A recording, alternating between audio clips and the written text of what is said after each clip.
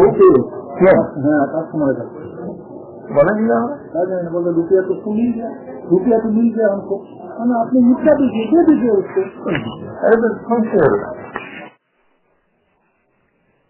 এবার আমি দেবব্রত দাস বলছি। যে কথোপকথনটা এখনই হলো শোনা গেল, টাকা দিয়ে দিয়েছে মালিক, কাস্টমার টাকা দিয়ে দিয়েছে সিএমকে, সেই কথাটা উনি আমাকে বললেন, ওনার সঙ্গে কথা হয়েছে।